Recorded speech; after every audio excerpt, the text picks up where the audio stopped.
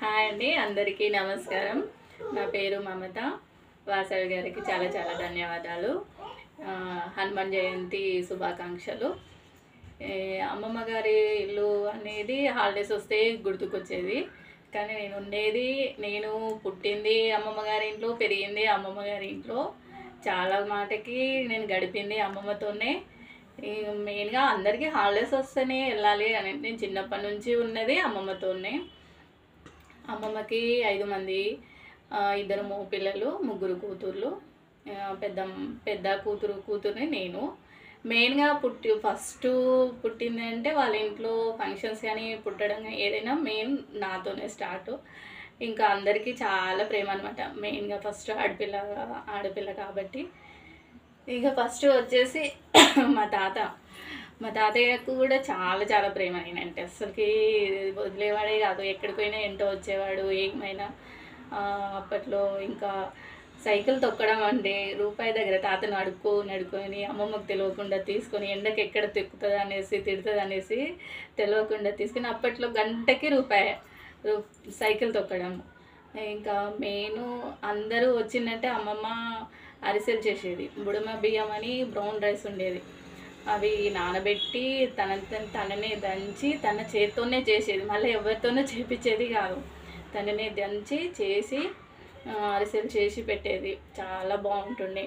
అమ్మమ్మ వంటలు అనేది చాలా మంచిగా చేసేది. ఎవరు వచ్చినా కూడా అందరు అమ్మమ్మతోనే, కోడళ్ళు వచ్చినా కూతుర్లు వచ్చినా వద్దు మీరేం వద్దు అనేసి అమ్మమ్మతోనే చేపించేవాళ్ళు. అమ్మమ్మనే బాగా చేసేది. ఇంకా పండగలు వచ్చిందంటే, హోలీ పండుగ వచ్చిందంటే మేమా వాళ్ళందరూ ఒక 5-6 మంది పైనే ఉంటారు. నాకు అక్కడ చుట్టుపక్కల అందరూ కలిసి, పిల్లలందరం కలిసి చిన్నప్పటి నుంచి ఉన్నాను కాబట్టి పిల్లలందరూ వచ్చి ఎక్కడ మునుపుతారో కలర్లు వేస్తారో అనేసి అప్పట్లో పేడ నీళ్ళు కలిపేవాళ్ళు. మేము మా మేనమామ వాళ్ళు పేడ నీళ్ళు కలిపి పోసేవాళ్ళని తిని. అట్లా అనేసి మా అమ్మమ్మ నన్ను లోపల దాపెట్టేది. ఫస్ట్ గడేసి పెట్టేది. వాళ్ళైతే బయటికి వస్తారా నీళ్ళు పోయాలా అని బెదిరించి లాస్ట్కు బయటికి పంపేది. నన్ను అందరూ కలర్లో మునిపేది. ఇంకా తాతయ్య రోజు సాయంత్రం వచ్చిందంటే, షాప్కి పోయి వచ్చిందంటే డబ్బులు ఇచ్చేవాడు అనమాట. ఫస్ట్ ఆ డబ్బులు తీసుకొని మెయిన్ షాప్కి వెళ్ళి నేను బఠానీలు ఒక్కటే కొనుక్కునేది. అప్పట్లో నాకు బఠానీలు అంటేనే ఇష్టము. మెయిన్గా బఠానీలే కొనుక్కునేది. చాలా వచ్చేటివి రూపాయి ఇస్తే. అప్పట్లో చారణ చూసాము, ఆటన బిళ్ళలు చూసాము, రూపాయి బిళ్ళలు చూసాము, అన్నీ చూసాము అప్పట్లో.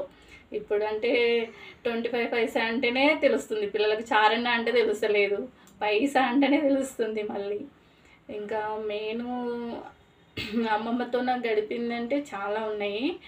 ఇంకా నన్ను అందరూ అమ్మమ్మ నన్ను ఒక చిన్న కూతురులాగానే చూసింది. సేమ్ మనవరాలుగా ఎప్పుడూ ఫీల్ అయ్యలేదు. వాళ్ళ ఇంట్లో ఎవ్వరు. మా మేనమామ కూడా చాలా బాగా చూసేవాడు. చిన్న మేనమామ కూడా రోజు ఈవినింగ్ వచ్చిందంటే రోజు ఏదో ఒకటి ఐటెం పట్టుకొచ్చేవాడు. పకోడీ కానీ, మిర్చి కానీ, కార కానీ.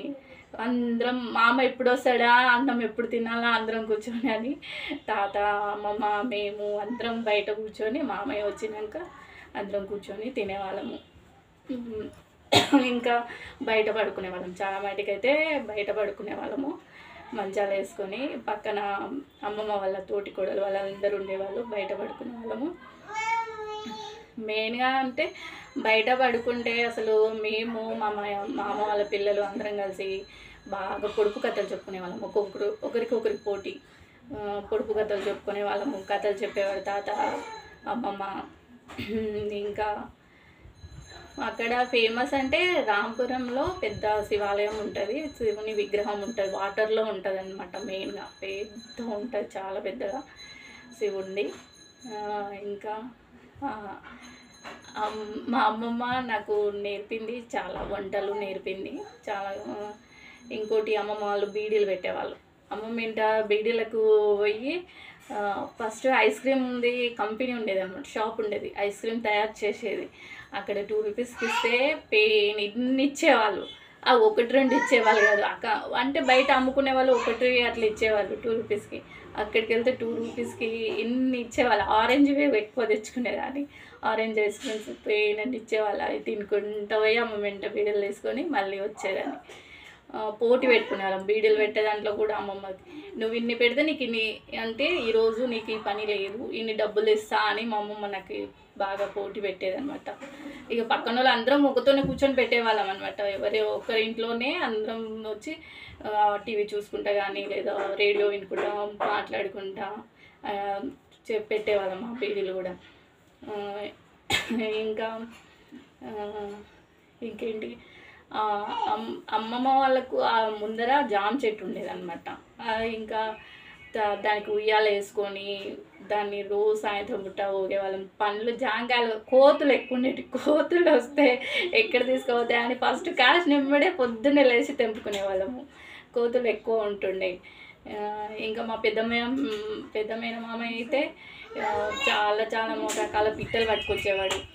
బాతులు కానీ పిట్టలు కానీ అన్నీ చూశాను. పిట్టల వరకు అయితే అన్నీ తీసుకొచ్చి పెంచుకునే వాళ్ళము. ఇంకా బాగా జోక్స్ వేసేవాడు. బోనాల పండుగ వచ్చిందంటే అమ్మమ్మ నాతోనే బోనాలు వెతికిచ్చి